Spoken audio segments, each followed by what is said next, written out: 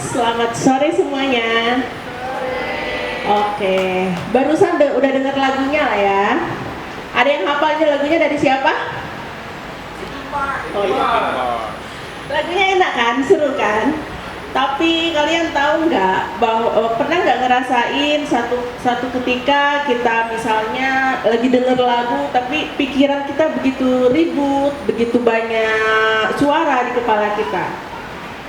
Nah, Alkisah ada satu cerita seorang cewek, namanya kita sebut aja Bunga.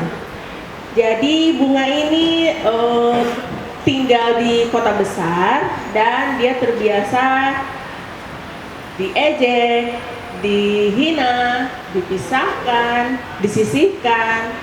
Jadi dia terbiasa dengan penolakan, penyingkiran, tidak dianggap, seperti itu.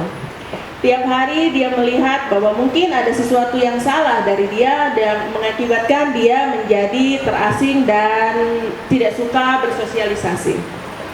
Jadi yang biasa mengisi hari-harinya itu adalah musik-musik depresi, musik-musik yang memberikan rumah untuk setiap luka yang dia kumpulkan dalam satu jarnya itu. Hingga sampai suatu ketika dia tidak lagi bersosialisasi, tidak lagi berbicara dengan orang, karena dia sudah menganggap bahwa semua orang akan memperlakukan sama seperti yang dia rasakan selama bertahun-tahun. Jadi yang dia rasakan itu bukan hanya sehari, 2 hari, tapi bertahun-tahun. Dari mulai stres, frustasi, tertekan, depresi, bahkan sampai tidak ada lagi semangat hidup karena hari-harinya dilalui dengan luka-luka yang terus bertumpuk dalam jar yang dia kumpulkan sejak kecil.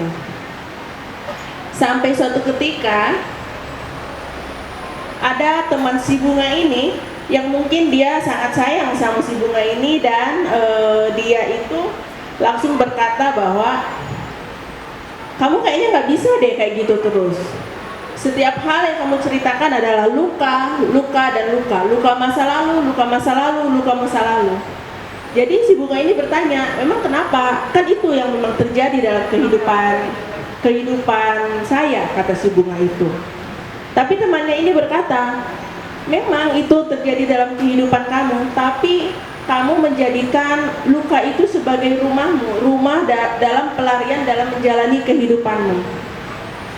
Si Bunga ini nggak terima dikatain seperti itu. Lalu dia bilang, oke, kalau memang kamu memang nggak merasa apa yang saya lalui ini. Sampai titik baliknya ketika Bunga dan temannya ini tidak berbicara dan si Bunga ini pergi ke pantai.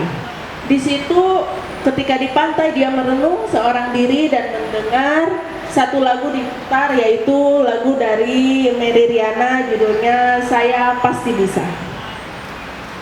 Lagunya seperti ini. Bisa.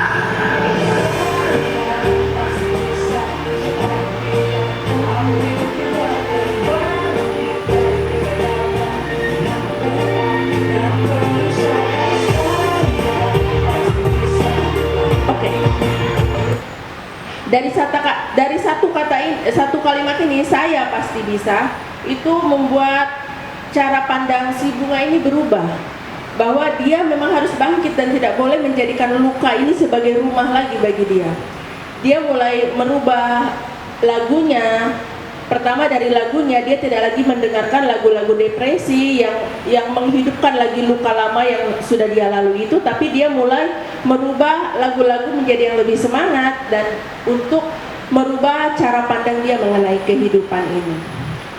Sampai di satu titik bahwa memang benar hal yang Bunga lakukan itu adalah suatu titik balik yang memang dibutuhkan. Ketika dia mulai merubah lagu, itu bisa merubah masa depannya. Pola pikirnya yang selama ini dia merasa si paling malang, si paling yang patut dikasihani, sudah berubah menjadi Bunga yang masih bisa berubah dan masih punya masa depan yang baik. Teman-teman tahu nggak Bunga itu siapa? Nggak. Bunga itu saya. Jadi riset membuktikan bahwa banyak dari 280 juta orang banyak yang terkena depresi.